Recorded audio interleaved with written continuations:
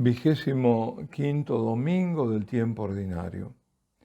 Lectura del Santo Evangelio según San Lucas.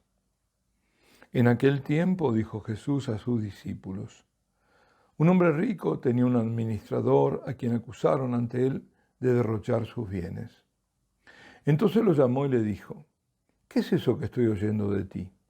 Dame cuenta de tu administración, porque en adelante no podrás seguir administrando.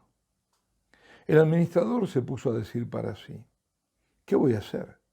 Pues mi señor me quita la administración. Para acabar no tengo fuerzas. Mendigar me da vergüenza. Ya sé lo que voy a hacer, para que cuando me echen de la administración encuentre quien me reciba en su casa. Fue llamando uno a uno a los deudores de su amo y dijo al primero: ¿cuánto debes a mi amo? Este respondió: 100 barriles de aceite. Él le dijo: aquí está tu recibo, aprisa, siéntate y escribe 50. Luego dijo a otro: ¿y tú cuánto debes? Él contestó: 100 fanegas de trigo. Le dijo: aquí está tu recibo, escribe 80. Y el amo felicitó al administrador injusto por la astucia con que había procedido. Ciertamente los hijos de este mundo son más astutos con su gente que los hijos de la luz. Y yo os digo: ganaos amigos con el dinero de iniquidad, para que cuando os falte, os reciban en las moradas eternas. El que es de fiar en lo poco, también en lo mucho es fiel. El que es injusto en lo poco, también en lo mucho es injusto. Pues si no fuisteis fieles en la riqueza injusta, ¿quién os confiará la verdadera? Si no fuisteis fieles en lo ajeno, lo vuestro, ¿quién os lo dará? Ningún siervo puede servir a dos señores, porque o bien aborrecerá a uno y amará al otro, o bien se dedicará al primero y no hará caso del segundo. No podéis servir a Dios y al dinero. Palabra del Señor. Como corresponde a este año litúrgico, el Evangelio del domingo es el de San Lucas.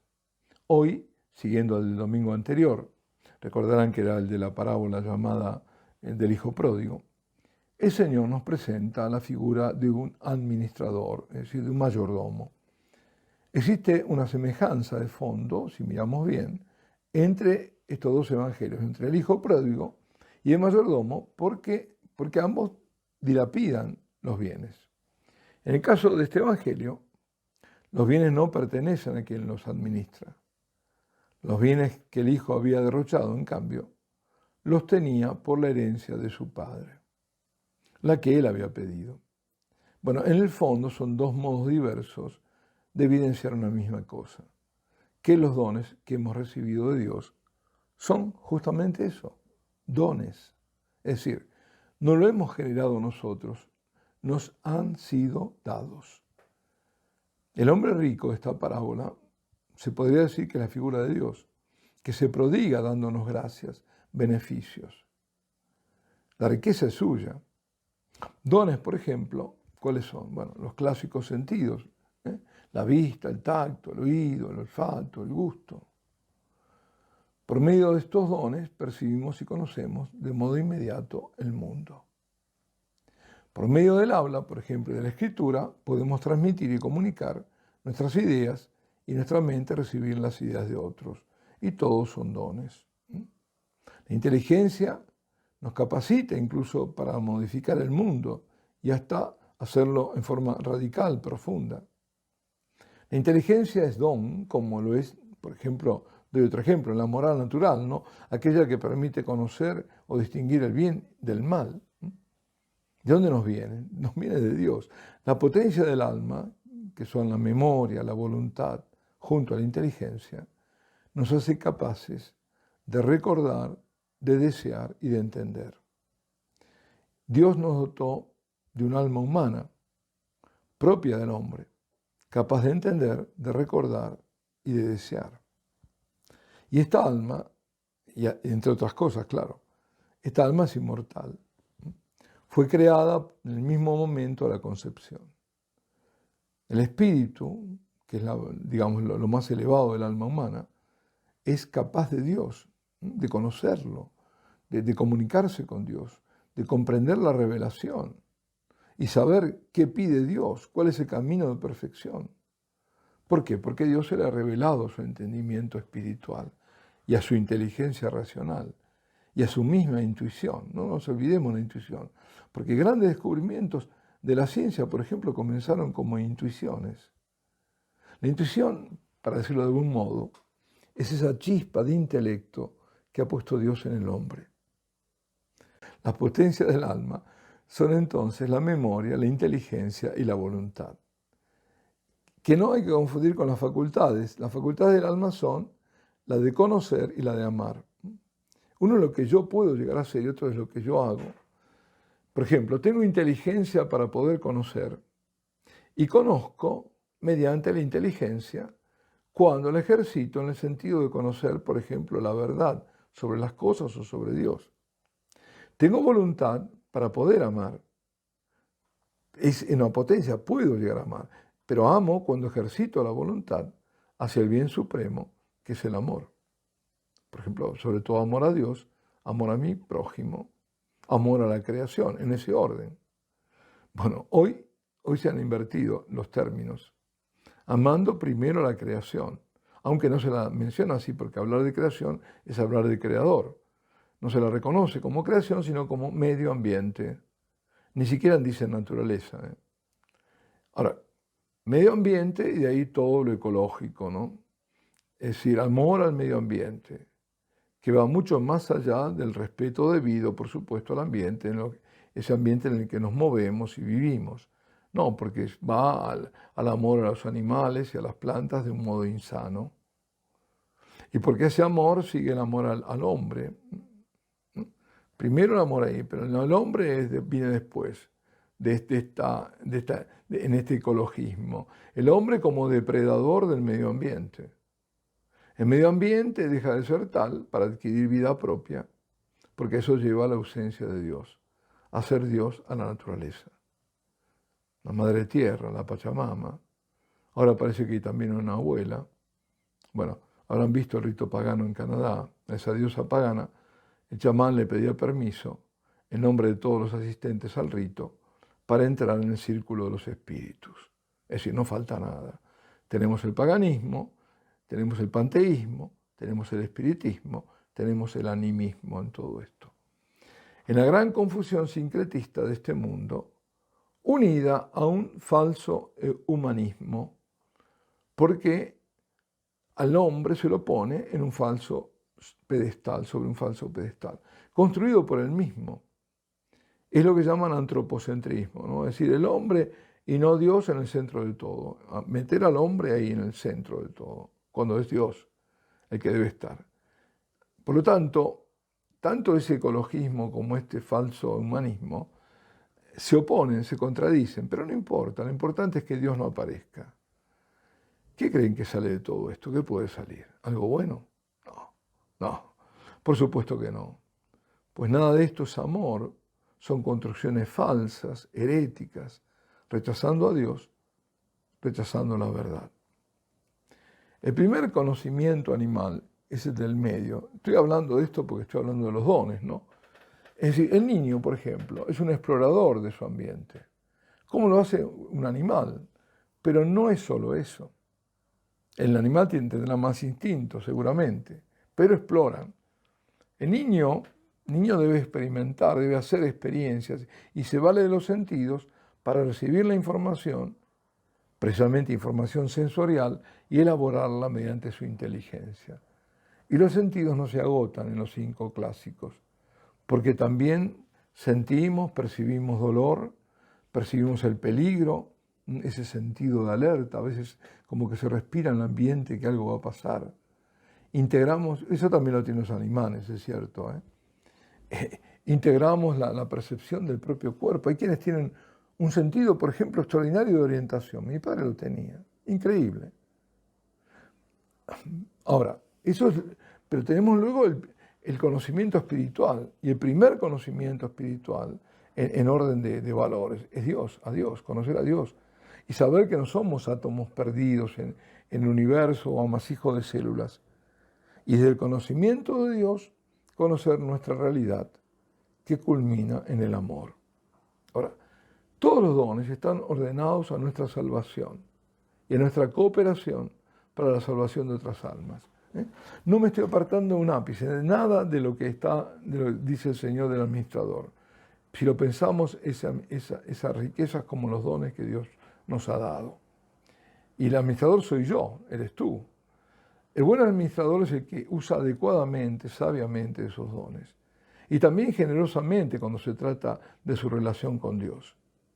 El mal uso de los dones es el uso egoísta. Cuando, por ejemplo, una persona, digamos, muy inteligente, con mucha determinación, con una fuerte voluntad, usa esas potencias, la voluntad, la inteligencia, para sí mismo, para hacerse muy rico, muy famoso, para tener mucho poder sobre los demás. Ese uso servirá así para la conquista del aplauso del mundo, pero absolutamente no servirá para su salvación.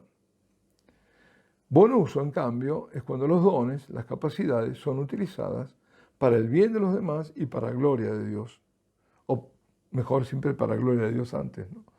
Bueno, además de nuestras potencias del alma, están nuestras pasiones, nuestros apetitos, como enseña San Juan de la Cruz.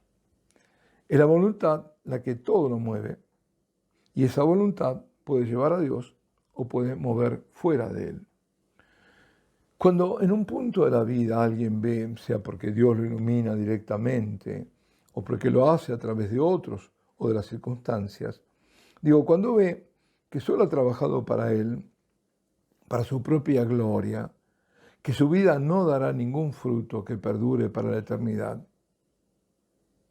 Quizás porque vea que ya la administración de esos bienes se acaba porque lo va a llamar Dios, por la edad ya sabe que le falta poco para presentarse ante la justicia divina y no será justificado ante Dios. Entonces, dice el Señor, le conviene haberse ganado amigos por la riqueza, mala vida, es decir, esa riqueza para buscar la fama personal, el dinero, el poder. O sea que en sus andanzas, en ese trabajar para sí, le conviene haber beneficiado a algunos para que por él intercedan, y en esto principalmente que se haya encomendado a los santos, y primero de todos a la Santísima Virgen. Quien ha dilapidado de los dones que Dios le dio, y ese despilfarro ofende a Dios. ¿Por qué? Porque esos dones fueron dados por un fin, de administrarlos bien en favor de todos y de sí mismo, pues más le vale haber beneficiado a algunos. Tanto, por poner un ejemplo, haber asistido a un pobre, a un enfermo, eso es haberlo usado, en algún momento haber hecho un bien. Y el Señor dice, toda vez que lo hiciste con uno de estos, mis hermanos más pequeños, conmigo lo hicisteis.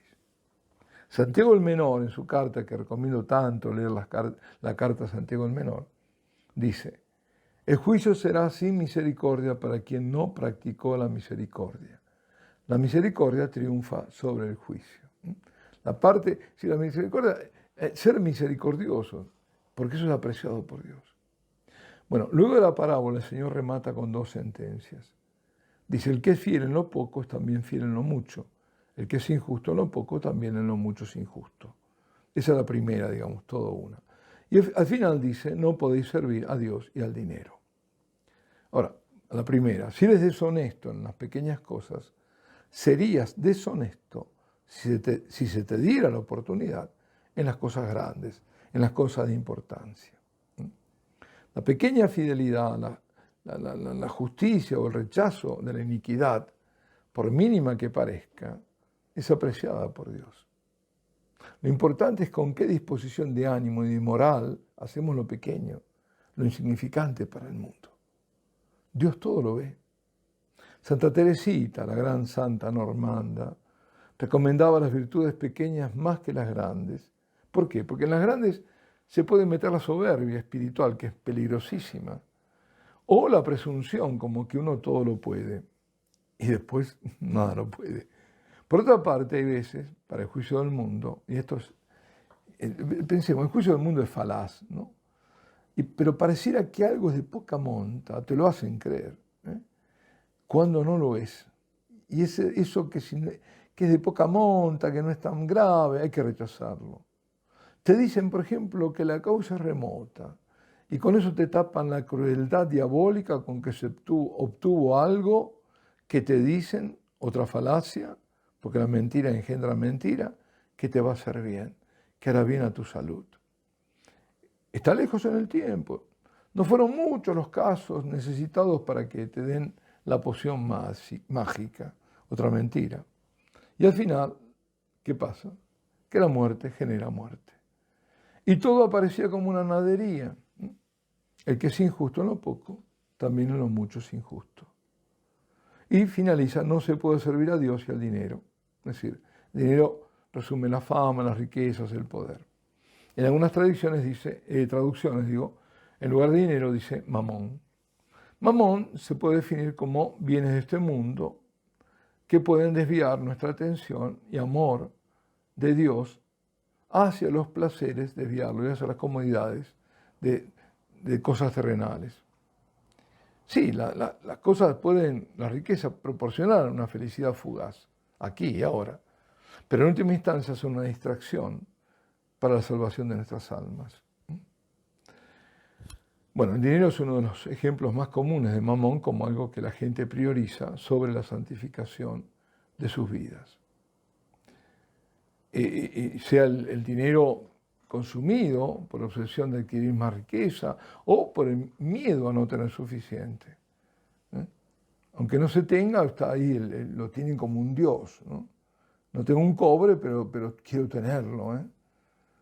Otros ejemplos son la lujuria, diríamos también ahora las perniciosas tecnologías que llevan a todo ese entretenimiento masivo. Vemos los dibujos animados y los juegos y los chats ociosos y morbosos y todo el exhibicionismo y todas esas cosas que llevan fuera de Dios.